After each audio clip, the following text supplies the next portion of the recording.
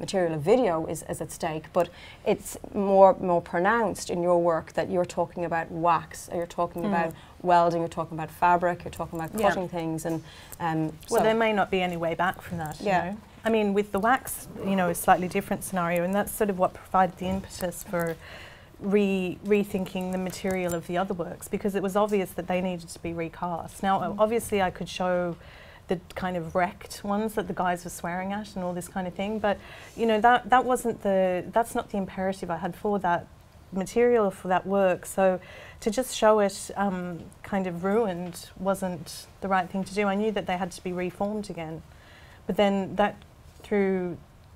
then posed the question, well, why not do that with all of these other things that don't quite fit in this space downstairs? They don't quite work properly in this new environment or with each other.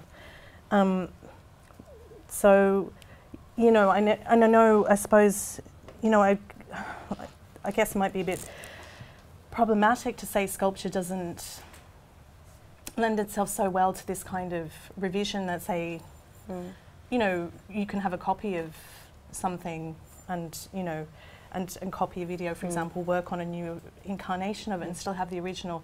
I mean, there are examples of sculptures that are editioned, and of course you can return back to the original somehow. But you know, there is this kind of process where the materials are starting to degrade, or they're becoming something else. You know, sort of at some kind of molecular level, I suppose, that you only find out when you start to.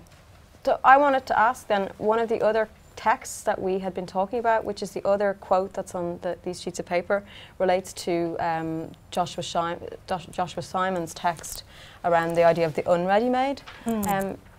Was that a text that you were thinking of beforehand?